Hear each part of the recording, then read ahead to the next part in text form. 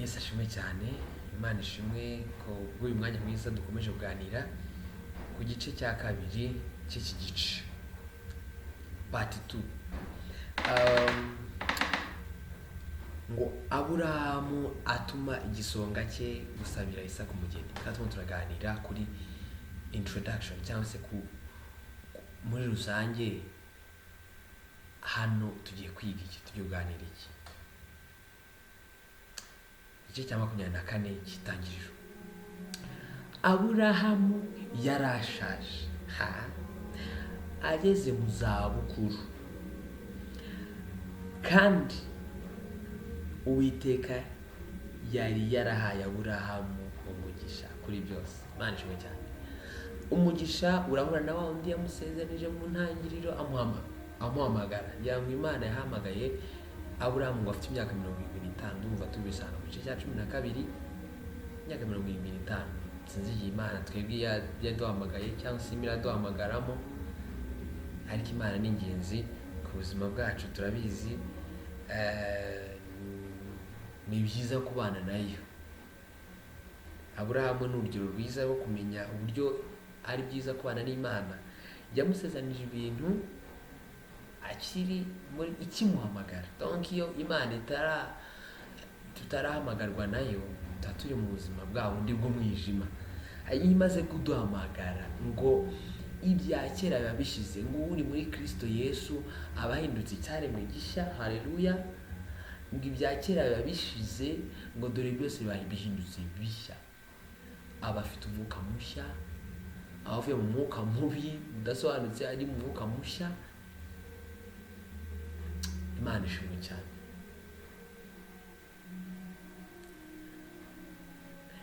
Noneho ngo yamuhaye umugisha, yarashaje.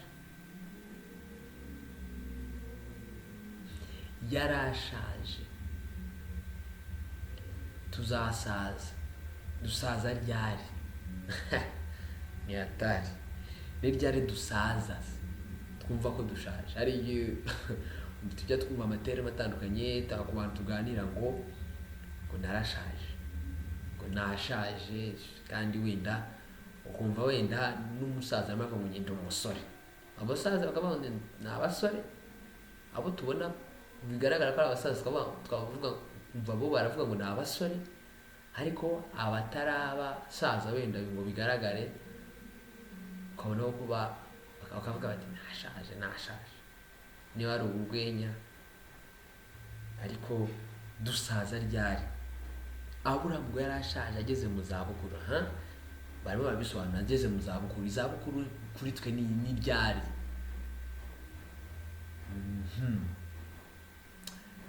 Ko Imana yahamagaye Aburahamu mu myaka 50, kandi imyaka 50 muri iki gihe turimo cyo abantu baba barimo barapfa, abandi baba barapfuye kera, hari abatayigeza benshi.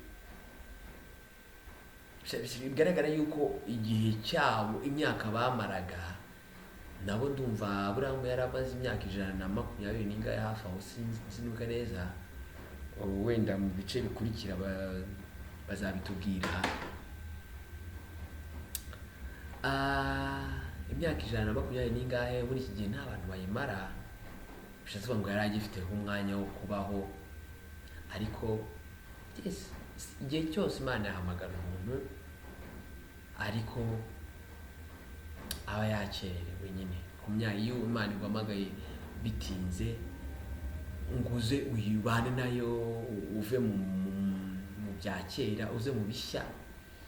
Ibintu bishya ni ibintu by'Imana. Nibyo mwumva ngo hahiye, ngo byashyushye. Ujye umenya ko ibyashyushye nyine ni iby'Imana, ibyahiye ni iby'Imana. Donc Imana nyine yahakongoye, yatwitse nk'umuriro w'Imana urahinda. Nibyo nibyo tuba tuvuga. Ibindi kuri njyewe niyo mbikoresheje njyewe, ko ndabizi ndabikoresha, nicyo mba nsobanura. Ariko ubundi ibyazimye biba ari ibya Satani, ni ibya Satani byo bigomba kuzima. ntibinagomba no guhindahinda ishwi.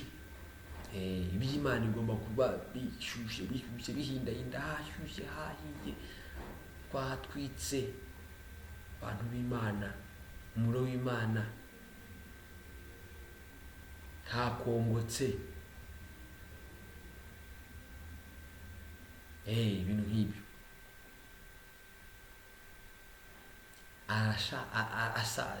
Ashaje. Gusaza muri iyi ni ryari dusaza, ni ryari tugera mu zabukuru. Ngo Uwiteka ngo yari yaramuhaye umugisha muri byose, ngo kuri byose. Imana ishimwe ko itanga umugisha kuri byose. Ikintu cyose wumva cyaba ari umugisha, uwucakire kabisa. Imana uri mu mucyo wayo, uri nawo umudomo. Dupfa kuva mu bya kera twajya mu bishya. Ibintu by'Imana ibyo bishya, bya kera ni ibya Satani. Yego, niko birivuga. Ngo wa kabiri, ngo Aburahamu abwira umugaragu we, umukuru wo mu rugo rwe wategekaga ibye byose. Umugaragu we wategekaga ibye byose, ati ndakwinginze shyira ukuboko kwawe munsi y'ikibero cyanjye. Aramubwiye, aramuhamagaye. Kubera iki amubwiye ngo aze, ngo wategekaga ibintu byose, urabyumva iyo shobuja aguhamagaye, utabumva ko nyine mugiye kudiringa ibintu bifatika. Haleluya. Ni ibiki tudiringa bifatika? Donc ni ibiki turi kudiringa n'abo dukorana bifatika? Katwumva nyine ibintu bifatika. Shobuja yaguhamagaye, wumva nyine ko mugiye kuganira ibintu bifatika.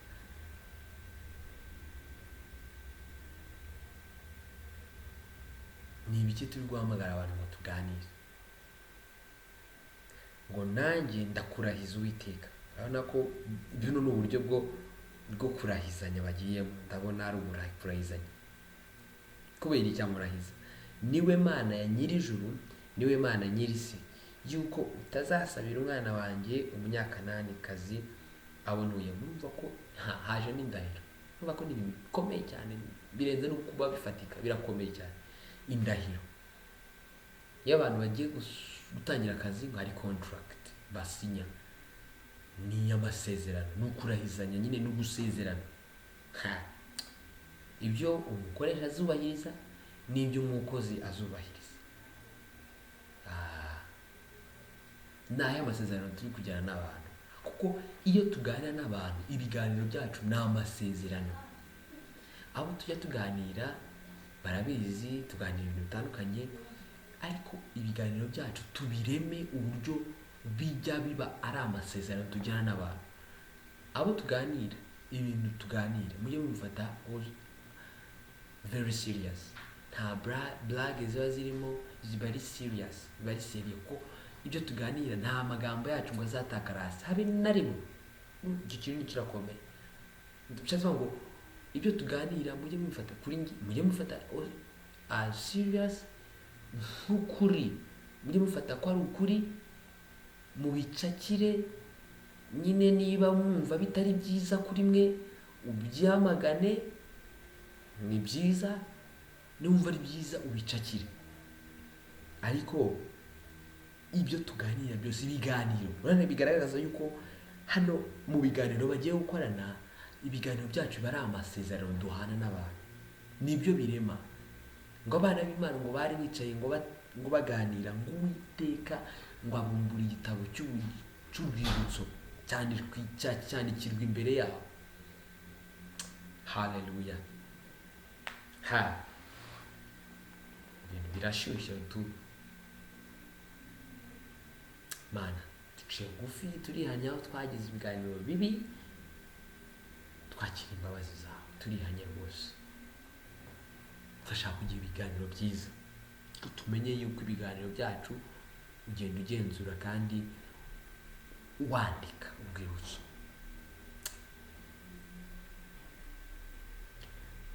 ndakurahiza ku Mana yo mu ijuru. Aramubwira ati ntuzasabire umwana wanjye Umunyakananikazi. Iyo ni isezerano bagiranye.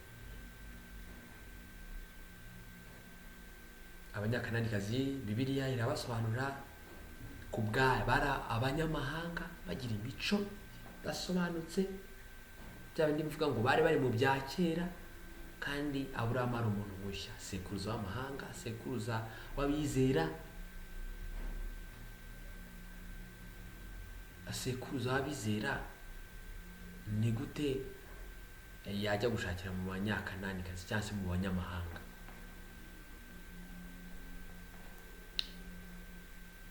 Imana imutumyeyo ni sawa, ariko itamutumyeyo ni ukuvuga ngo Imana nta kintu tubwiye kuri ibyo bintu twita ko bidasanzwe. Gushaka umunyamahanga, gushaka umuntu uzi, hari nk'umuhanuzi hano muri Bibiliya nawe witwa Hoseya, ndumva ari we wagiye, Imana yabwiye ngo najya gushaka maraya, aragenda aramushaka, aramuzana, barabyarana, maraya yongera yisubirayo. Imana iramutumye iti isubirayo ugende umucyuri. Bishatse ngo rero Imana kuri ibintu bisanzwe, Imana niyo yonyine yo kukubwira ngo ubikore. Imana ivuga mu buryo butandukanye kandi ikabisubiramo mu buryo butandukanye ngo umuntu wayo asobanukirwe. Niyo mpamvu dukwiye kwitoza kugira uburyo tubana n'Imana tuganira nayo, kugira ngo nijya ivuga menye ko ari ivuze. Haleluya. Kugira ngo ntayoba. Iyo ukorana na shobuja witoza kumenya uko avuga, imikorere ye, uburyo agenda, uburyo muganira, uburyo mukorana. Yes, uko mukorana, ukamenya ngo niba akoze ibi ari ibi ngibi, kugira ngo ukore akazi neza. Haya, ndakunezerewe Mana, ushimwe kandi wahabwe icyubahiro ko waremye uburyo duhuramo tukaganira nawe Mana Data wa twese uri mu ijuru, Uwiteka Imana ishobora byose. Arangije barasezerana, amagambo yacu arimo isezerano. Abanyakananikazi ni abanyamahanga. Bishatse ngo niba hari icyo tuzi kiri genero yuko abakristo bashakana n'abakristo, ni ibyo. Muri iyi minsi ushobora kwibaza se umukristo ni uwuhe, udakijwe n'ibihe? Gahunda ni ukugendana n'Imana n'ubundi ikakuyobora. Nikuyobora ubwo ni wowe izabiguhaye nyine. Nazaba akijijwe ni sawa, nazaba adakijijwe ubwo nyine uzayibaza, cyangwa izanabikubwira mbere ati uyu muntu nguhaye ni nk'uko yabwiye Hoseya nk'icyo gihe, tugenda ushaka maraya. None Bibiliya gahunda ni ukuganira n'Imana. Bishatse ngo haba hari impamvu. Imana ni Imana. Imana niyo yaremye abantu bose, nta n'umwe tema ikomeye cyane, nta n'umwe ishaka ko arimuka, ariko ni Imana ituyobora. Twitoze kugira uburyo tuganira na Papa wacu wo mu ijuru kuruta kuganira n'abantu. Abantu tumarana umwanya munini kandi bikavamo ibintu bigize, ahubwo tumarana umwanya na Data wo mu ijuru, tuzasa nawe. Niko hari umuririmbyi bivuga ngo tunganira Imana ujyubana nayo, nutumbira Yesu uzaba nkawe cyangwa se uzasa nkawe, bose bazamenya kubana nayo bari kubugome bita Yesu. Haleluya. Soma komeye ngo ahubwo umurongo wa 4, uzajye mu gihugu cyacu kuri bene wacu, uzajye mu gihugu cyacu kuri bene wacu usabireyo umwana wanjye Isaka umugeni. Mana ishimwe cyane.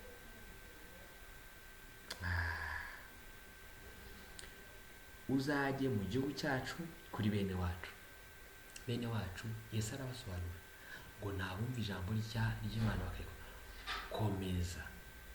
Bene wacu, bene mama, nubwo bigoye kumugenzura ukamenya ngo uyu nguyu ni mwene data ni mwene mama, ariko biranoroshye, byoroha uri kumwe n'Imana. Imana igenda igukuraho abantu atari bazima ikakwegereza abazima. Abo yakwegereje heraho ku bashaka abageni, naho ngaho duheraho duheraho n'abandi abashaka abo bakorana, umuntu mubana nyine muramenyana, abo nibo yakwegereje. Imana niyo yikorera operation, naho dukuyemo ikintu gikomeye. Imana yikorera operation, donc niyo igenda idukuraho inshuti mbi ikaduha inshuti nzima. Ashimwe bene wacu, abumva ijambo ry'Imana bakarikomeza. Bene mama ninde, data mwene mama ninde, mushiki wanjye ninde, mukuru mwene mama ninde, nuko nawe umvije ijambo ry'Imana bakarikomeza. Ariko gahunda ni ikintu gikomeye, kwitoza kuganira n'Imana, kumenya uko mvugana n'Imana. Niba ari mu nzozi nkamenya uko insobanurira, gutyo kugira ngo menye message zose Imana niyo itanga, niyo isobanura. Imana itadusobanuriye Bibiliya ntitwamenya ikivuze. Bivuga ngo ibintu byose bitembera ni Imana ibisobanura. Haleluya. Niwo mwitozo wa mbere umuntu ukijijwe yitoza, kumenya kuganira na shebuja. Umwana wanjye Isaka umugeni, aba yuzasabirayo umwana wanjye umugeni. Ikeneye abageni, abizi, ikeneye ibiki byose. Iyi ni deal bamwe baragirana. Nize deal tumutagirana n'abantu dukorana, abafatanyabikorwa bacu, abantu tubana, babandi Imana yatwegereje. Deal ni ibyo turi gukorana, ni ibyo turi kuganira, niziye projects, kugira ngo twabonye yuko izo deal dukora tuba tumeze nk'abari gukora n'isengesho tuba dukora. Imana ize ibifinance. Haleluya.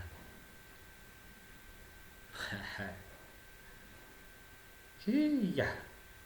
Ni ukuvuga ngo abana b'Imana turi imbere turi kuganira, abakozi turi imbere turi kuganira, uwaduhamagaye uwatuzanye mu kazi, the boss akeneye kumva ibitekerezo biri muri twe yaratuzanye, buri wese amushyira hariya ngo wowe ushoboye ibi, nawe ukora ibi, nawe hariya na hariya.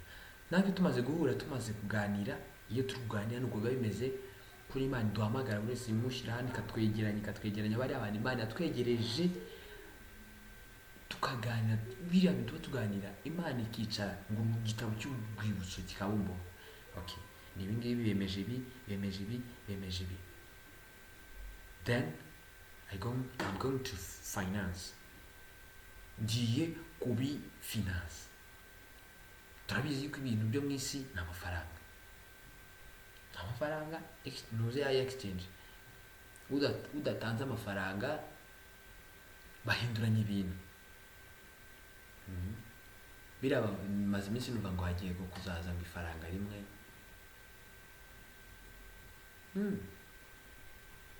Nuko rizaze cyangwa ribireke. Ubwo niba wenda biri no muri biriya, wenda kugira ngo ubuhanuzi busohore, niba binarimo sinibuka neza. Ariko igihari nuko ntabwo twishanje amafaranga gusa, imbaraga, umwanya. Ikintu cya mbere gikomeye twishanje ni umwanya, kuba presence, kuboneka mu bintu. Buriya kuboneka mu bintu biruta ibintu byose.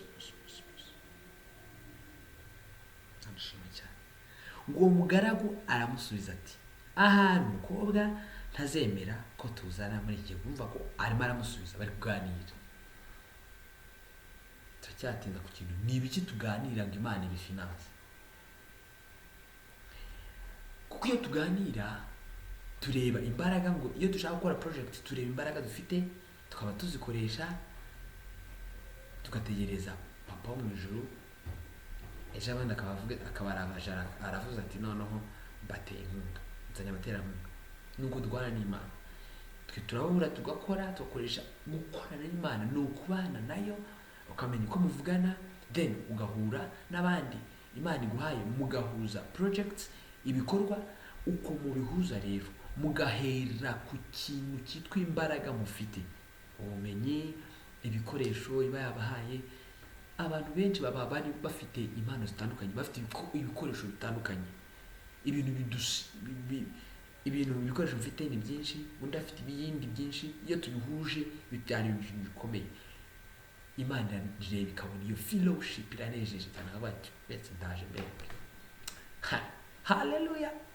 Nyituye abantu tuba turi kumwe, ijambo ndituye abantu tuba turi kumwe, nawe uritura abandi muba muri kumwe, ariko twese tuba turi kumwe n'ubundi.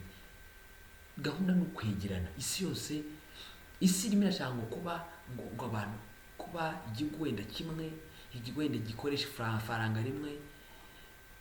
Ukwiye isi ishaka kumera gutyo.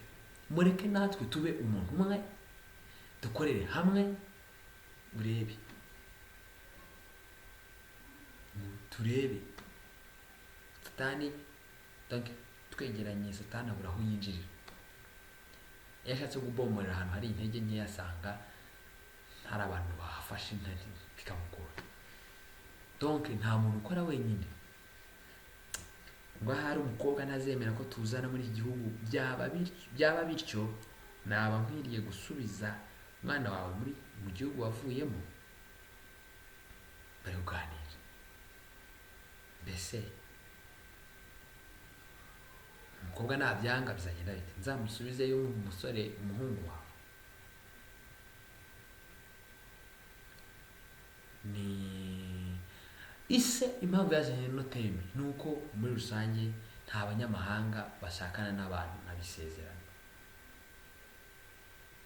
cyangwa se adakijijwe bashakana n'abakijijwe. None rero ise rero azana no teme, yavuga ati rero umwana wanjye agiye mu badakijijwe, nawe yahita mu mpagani, kandi biragatsindwa ko duhemukira Imana. Donc yaba murushye. Ise arimo amutekereza neza cyane.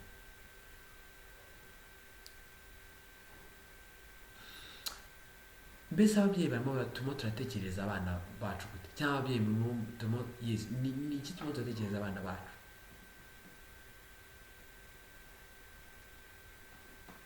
Mu gihe se turabatekerereza, abana bo barabyumva gute? None se tumaze kubyumva ibyo abana barabyumva gute? Imana yo irabitekereza. Imana yo hejuru, niba uko mbitekereza bitandukanye wenda nuko umwana abitekereza, twakwiye kuba duhuje. Yaba duhuje numva byakwikoza. Umwana nawe ni umuntu, uwo utekereza nawe ni umuntu. Yes. Niba rero tudahuje, Imana yatanze wenda yagwaye iryo sezerano, iryo yerekwa, icyo gitekerezo ngo abana ntibazajye gushakira mu badakijijwe, umwana akaba atabyumvishe wenda bitewe wenda n'impamvu arimo aratanga. Imana igira ivugaho iki? Nuko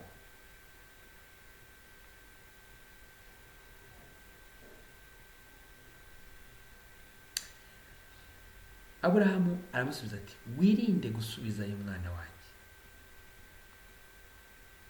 Isezerano, gahunda nuko tuguma mu bantu b'Imana, mbese tubana n'abandi, mbese turigenzerera tukirinda mu bantu tubana.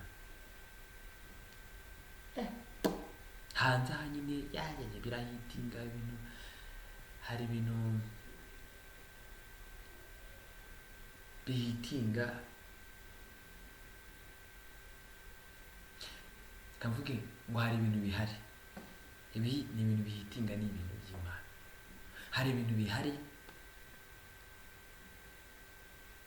biri aho nyine, mbona nyine imyitwarire y'imico yo mu minsi y'imperuka nyine. Bon, ntibivuze ko no mu minsi ya kera byahozeho ngo nta gishya munsi y'ijuru, niko umubwiriza yavuze.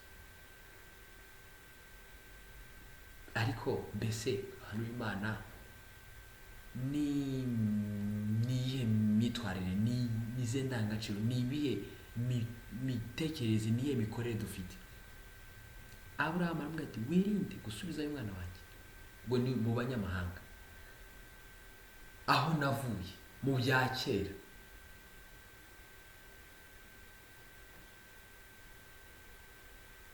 Harimo ibintu byinshi bikomeye cyane.